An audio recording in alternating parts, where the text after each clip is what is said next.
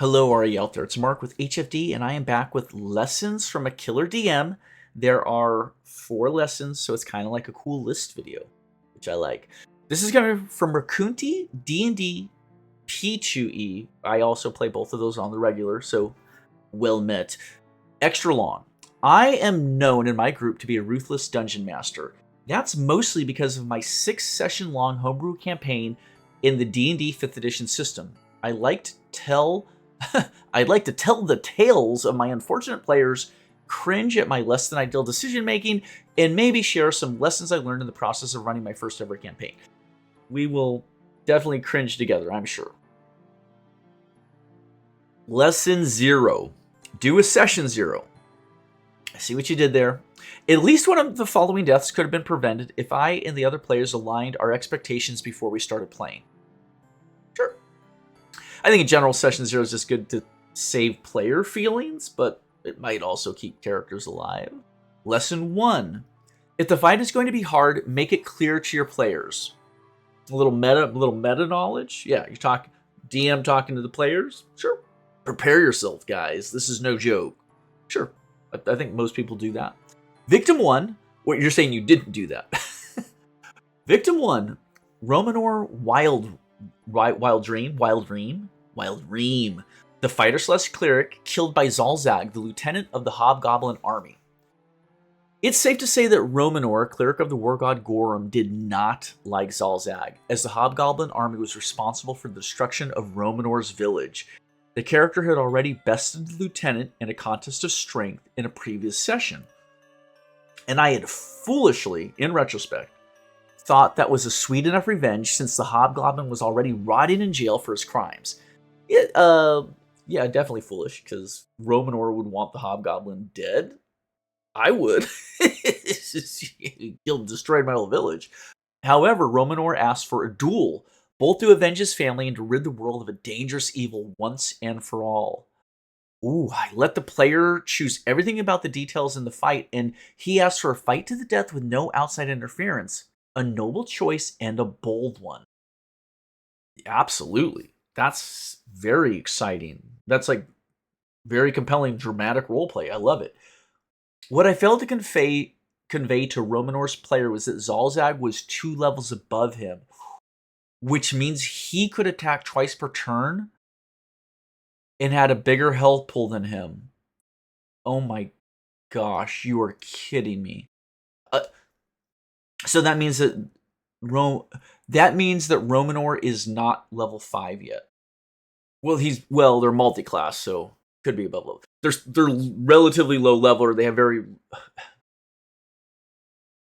okay. Without seeing the character sheet in the stat block, 2 attacks against 1 attack, a cleric. Oh my gosh, yeah.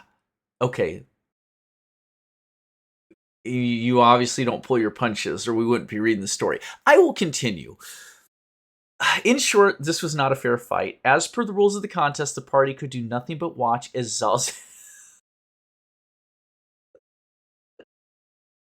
Zalzag proceeded to slay Romanor. Oh, man. Yeah. Yeah. I bet it was a brutal smackdown. Oh my gosh. Ah. I had a safe net in place in cases like this in the village. They were saying is there was a powerful NPC that could cast Raise the Dead once.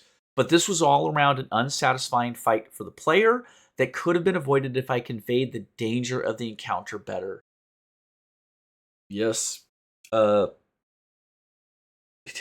was no way. The way you're describing it, there was no way Romanor could have won.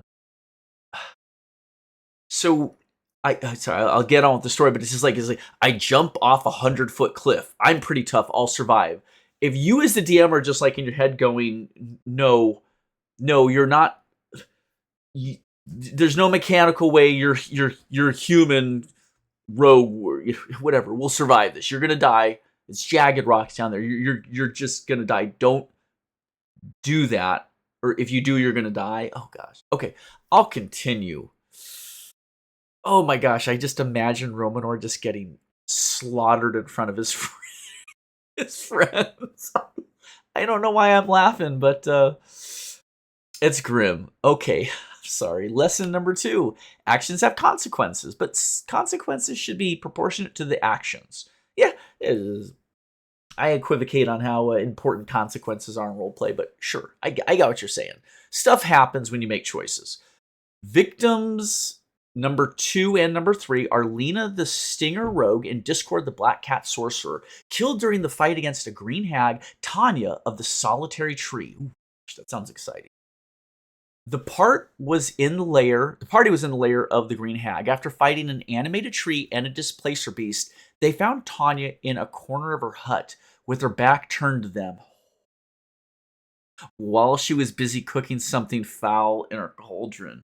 Oh my gosh, that gives me just goosebumps just thinking about that scene.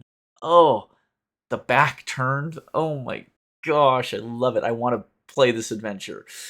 However, that was just a minor illusion of the hag.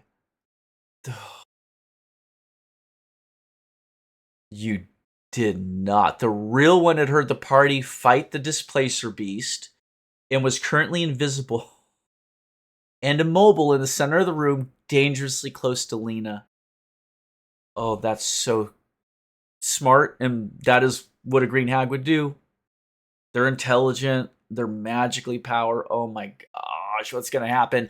The party wasn't suspicious of the stillness and the silence of the illusion, since I had them roll stealth and claim the hag had rolled a 1 on her perception check. They proceeded to... Ooh, I have a thought. They proceeded to unleash a full round of attacks against the minor illusion, which I had them all do all at the same time, even though the first attack should have shattered the illusion, an oversight on my part. Oh. Ooh. I got a timeout here, though. If the characters had made some roll like an investigation or a wisdom check, why doesn't she notice us coming? Which I don't think you got to worry about it, because the hag is just like in the corner doing something maniacal and is about to like jump scare them. That's what's happening. But did you give your players meta fake knowledge? Not the characters. Right? Again, give me a wisdom check. They roll a 7, and you're like, oh, she rolled really low on her perception. She's really concentrating hard on the cauldron. Is that what happened? Or did you just go, yeah, the reason she doesn't turn around and notice you guys is because she rolled the 1 on her perception check? Players. Then you actively misled your players with meta knowledge. So you shouldn't have done that. Okay, sorry. I'm just nitpicking here. You probably get that at this point. Yeah, and the minor illusion would have shattered after the first attack. Yeah. But that I can at least say with something like a hag is innately crazy magical, and whose magic works in a very different way than a wizard's magic. Occasionally you can like bend the exact hard rules in the player's handbook for something like a elf queen, a fey queen's magic or a hag's magic. Yeah, I can believe that. And as long as occasionally when your player characters are casting spells and they want to do something that's not exactly to the letter of the spell, but it's very adjacent to it, and you're like, yeah, in this case, this one time, I'll let your magic do that. As long as you give a little bit both ways, that's the least of the problems. But being like, oh yeah, she only has 12 hit points and she has 32 hit points, you just lied to your players. Okay. What's going to happen? Oversight on my part. Discord, the sorcerer of the group, interested in the hag's unique brand of magic, decided to loot the hut instead of engaging in an encounter with the witch. Oh. Believable, but also not. That is not a good way to stay alive as an adventurer. I'm just going to say that. So, Discord had it coming. There were many different gadgets and trinkets he could have found. A flying broom that the party later used to great effect in another fight. A cage with the trapped sprite that, if liberated, could have warned them about the hag's tricks. Oh. Yeah. And right, because the sprite innately being Fey understands hag stuff. Oh, I love it. I love that. This sounds so cool. And a magic mirror that the hag could use to charm and dominate the user. Oh. He found the mirror, looked at his own reflection, and I asked for a DC 10 wisdom saving throw. He rolled a 9. Oh, I'm going to steal that item. May I? Oh my gosh, that's... I don't know if that's original or not, but that sounds so cool. Like a little beauty mirror, handheld, that you put in your bag. You pull. Oh my gosh, I love that. Meanwhile, the hag had come out of invisibility to slash at Lena with her claws, downing her instantly.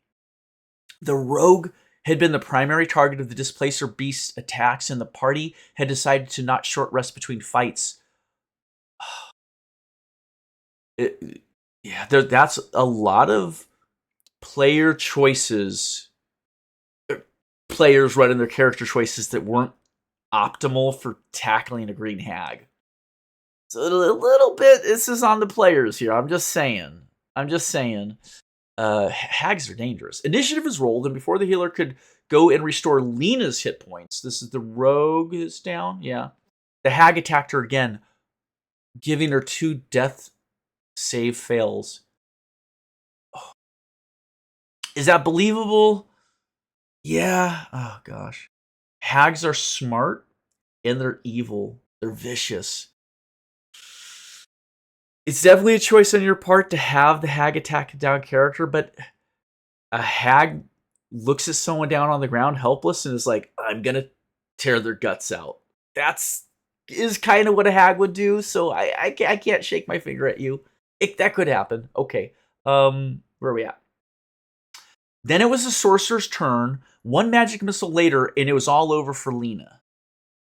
Oh, the sorcerer is dominated by the mirror. Okay, I was just like, it would hit the hag. Okay. Oh, no.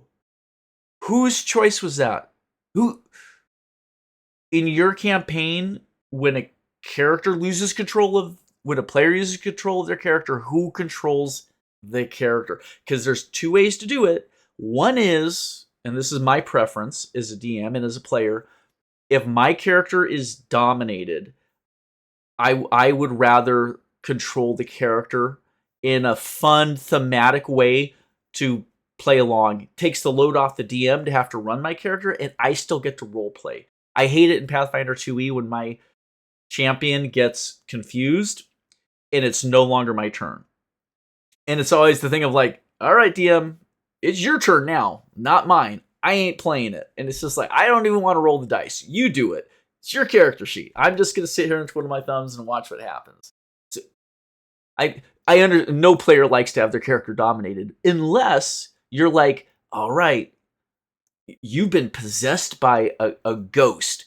Imagine you're a ghost who's seeking revenge or is trying to get out of here, and you're going to role play that now. That's your job, players, to role play being your barbarian is now possessed. Role play it. And scene. What's action? What's going to happen? That's can be fun. It's more role playing for your players. So all that to say, sorry, this is long. I know this is how I do it. Who shot the magic missile? The player of the sorcerer, or you, the DM? Because if it was you, the DM, and you looked at the sorcerer's sheet and just said magic missile, unmissable on a downed, it was a death sentence. That's not cool in any context. And if the player was in charge of the sorcerer's character dominated, went through the list, chose magic missile, and fired that, also equally uncool. Oh my gosh.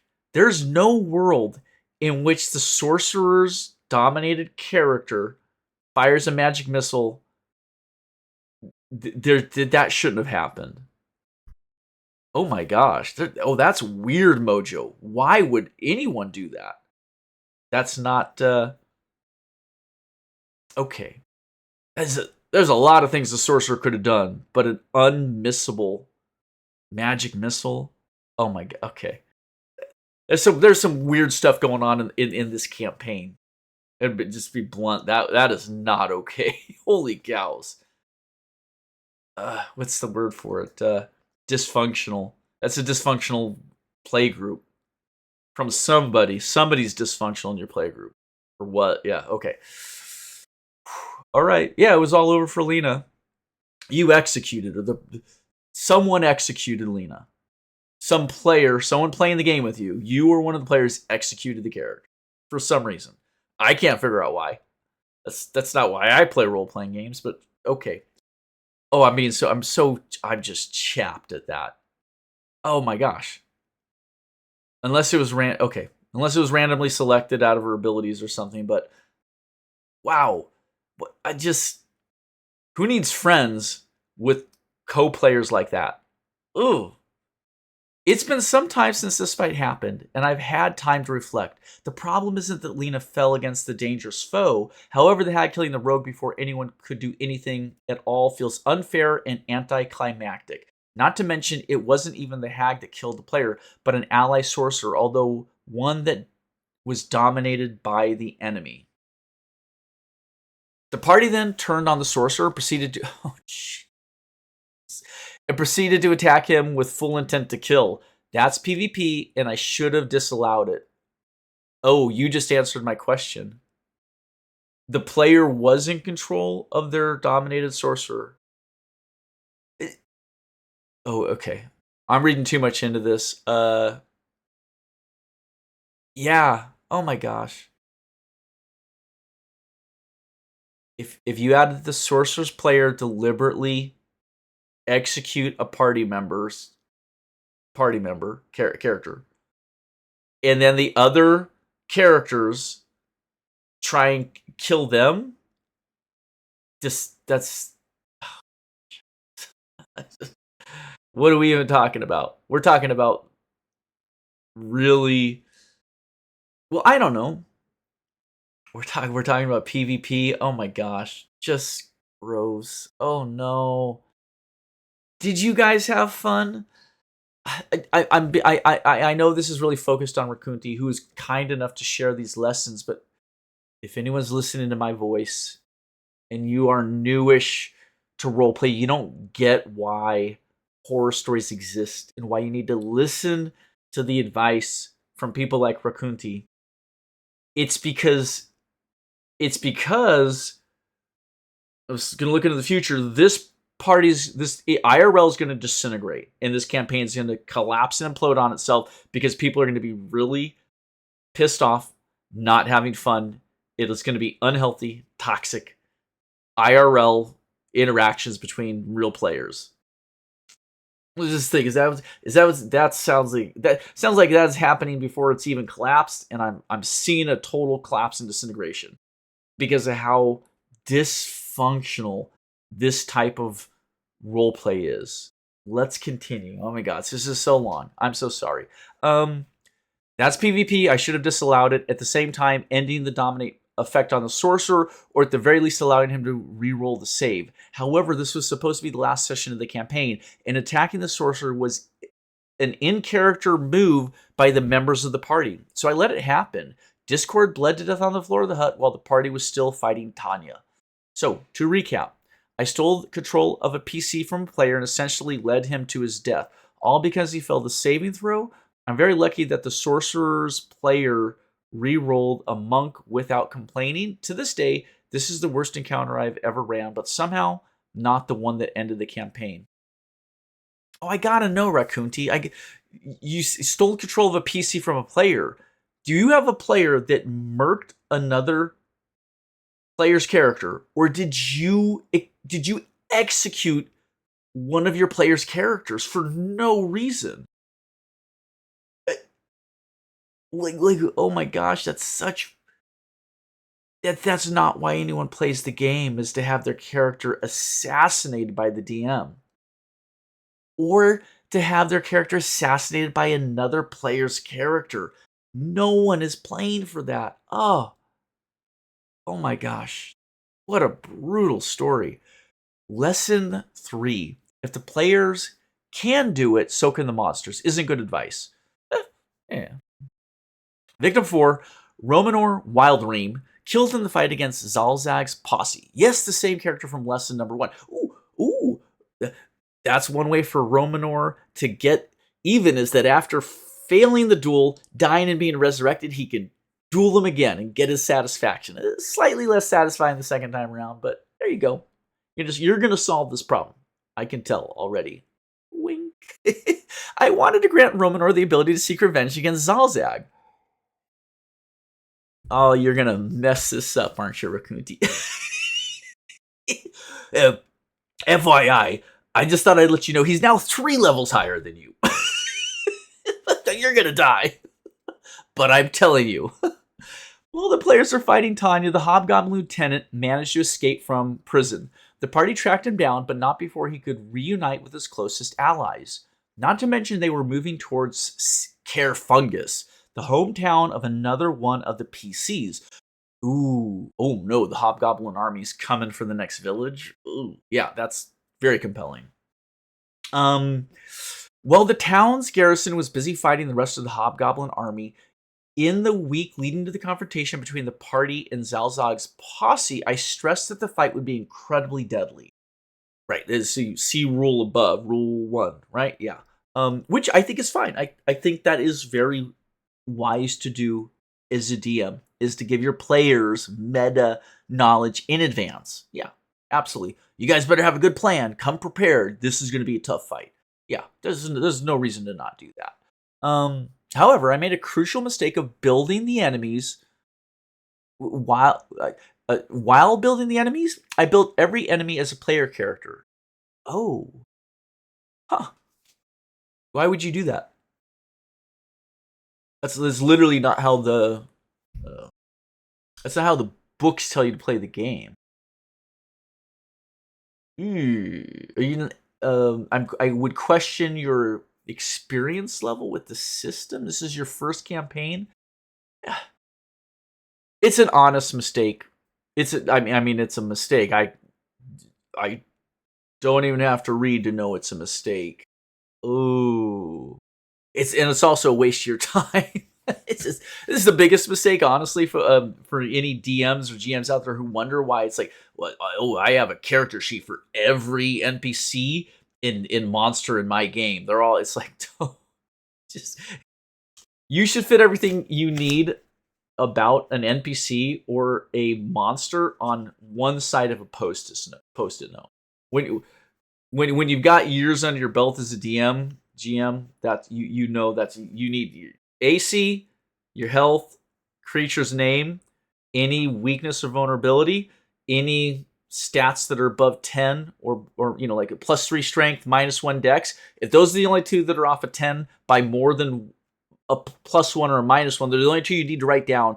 And then ATT +4, 1d6 +4 damn. That's an entire monster right there. That's all you need. So you're wasting your time, and you just made monsters that are much more powerful than monsters. Okay, I get it. Okay, I'm so sorry. It's so long.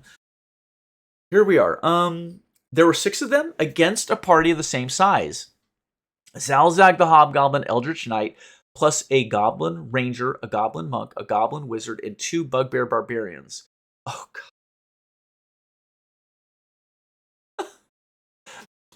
2 Bugbear Barbarians. Wow. All of them were level 3 except Zalzag, who was level 6. Oh, no. The party consisted of 6 level 4 PCs? Oh, gosh. A monk, I'm just saying Zalzag, yeah, is still 2 levels stronger than everyone else.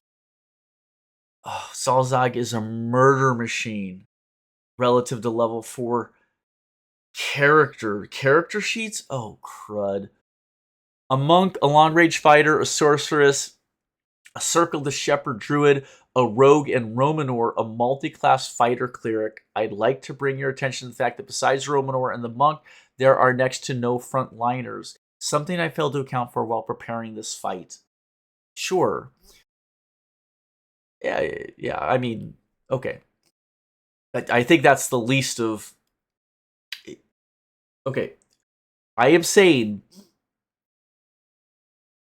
the combat balance isn't your job. That's the least of your problems that you didn't figure out how the fight was going to play out. It's your player. You're playing the game. Your party's meant to figure out their strategies, how the counter's gonna go. They're gonna talk it out, negotiate, use intimidation, poison the whole group, try and just assassinate Zalzag and not fight the others at all.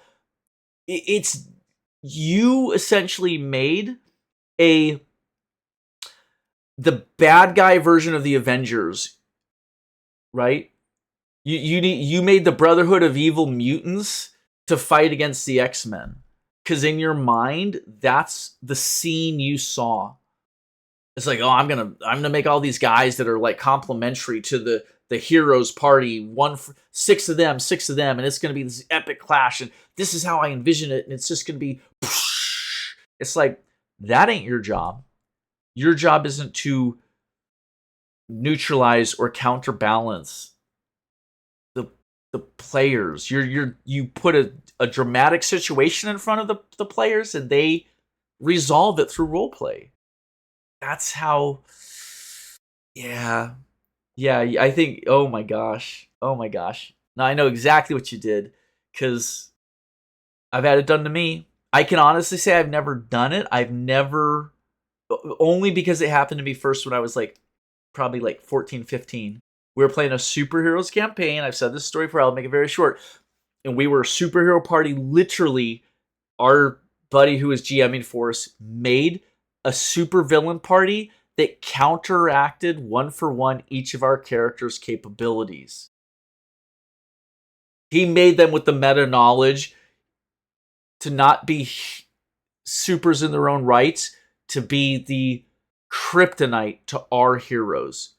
And we got about an hour into that session and we're just like, dude, this sucks. And he literally was flabbergasted. He's just like, what? Oh, isn't this? Oh, what? It's just like, I have laser vision. You made a guy who is immune to my laser vision. Cool.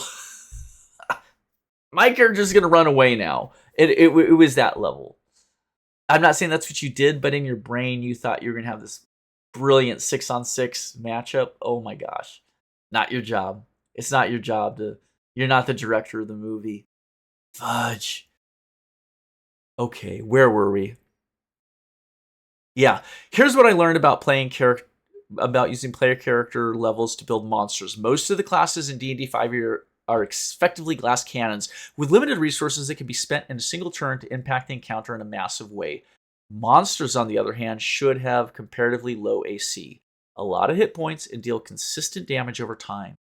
The fight started great for the players, with a surprise round thanks to the druid's pass without trace.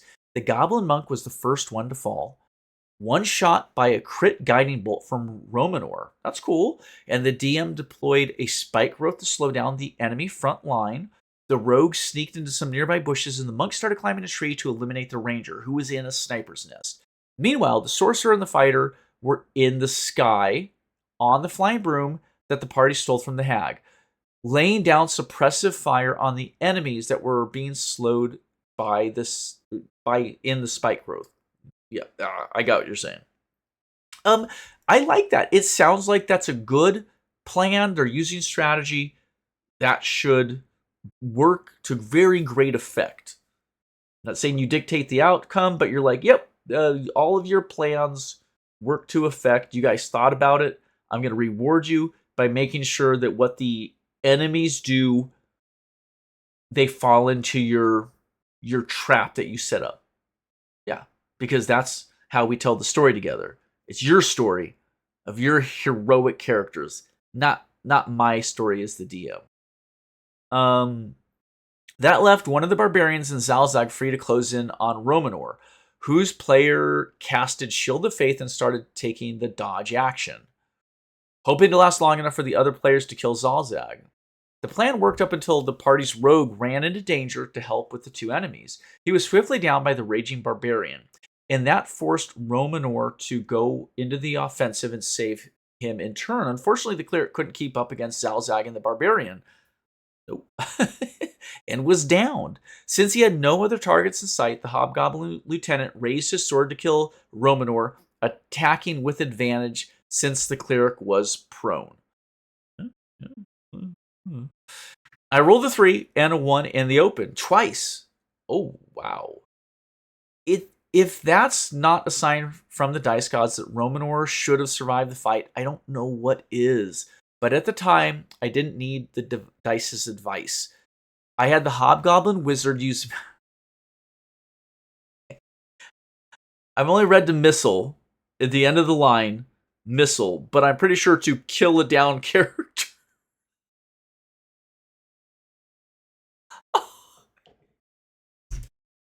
It's like I'm just obsessed with executing characters to hit the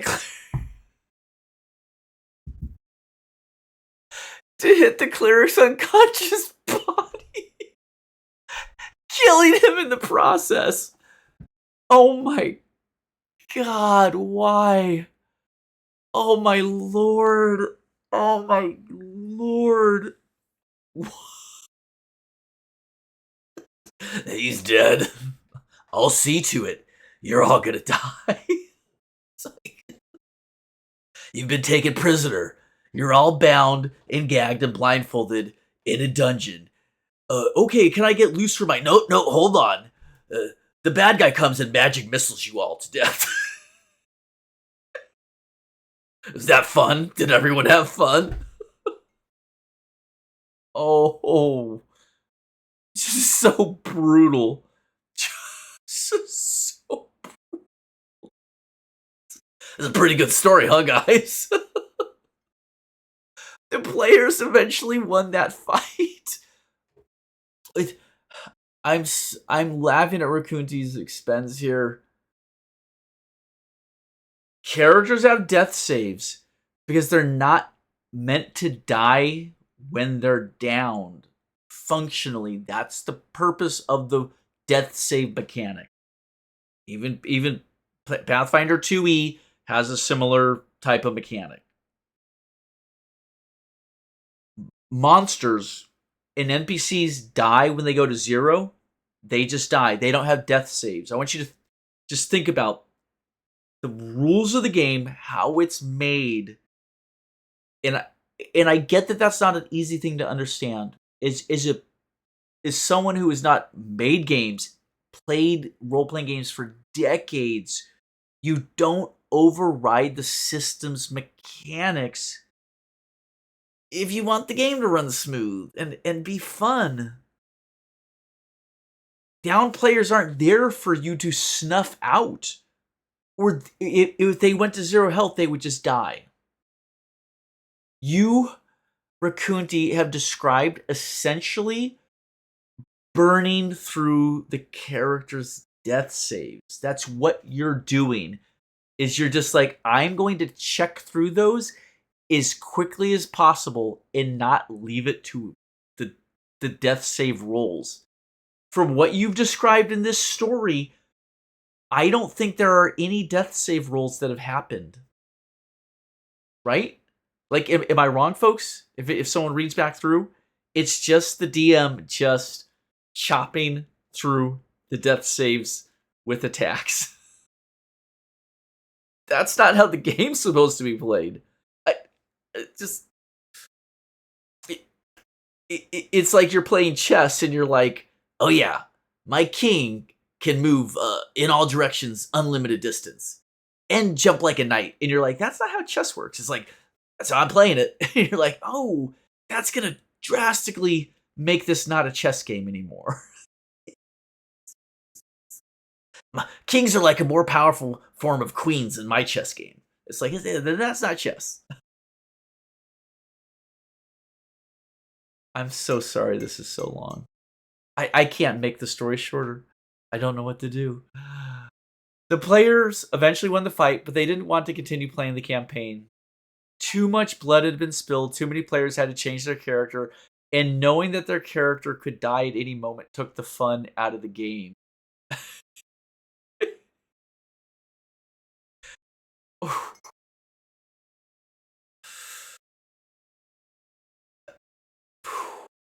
You nailed it on the head there. Oh my gosh. So there are 4 lessons I wish I'd known before running my first game. I still play with this group, but I've never run a long form campaign for them. The failure on my first experience still stings. One shot's a fair game though, and that has given me the opportunity to explore different systems.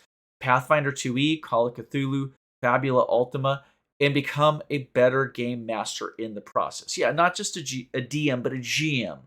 But the lesson, you list your 4 lessons, but you don't. I'm saying it to Rakunti, but to all the GMs and DMs out there, the game mechanics presumably have been built and play tested to make the game work. And anyone who's making and selling games makes fun games. It's the number one rule of any game, computer, board game, card game, gambling, any game, is it has to be fun or you didn't make something. You didn't make something. You just didn't make a product. If it's not fun, you don't have a game. Okay?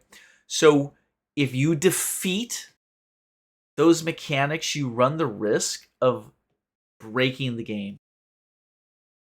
Death saves are rolls players should make to see if their character dies in good time. If you are burning through if they're not making the roll, then you've somehow broken the way the game's supposed to work. Monsters are not characters. Don't make character sheets for them. And finally, thinking about Zalzag, whatever you had written on Zalzag's character sheet, or the notepad you had for Zalzag when it came to a duel between them and Romanor, that's your hidden knowledge. You don't have all the character sheets sitting out on the table in front of the players. The players don't have access to those character sheets.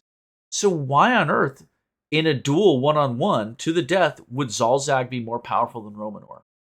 This is my final thing I want every DM and GM out there to think about.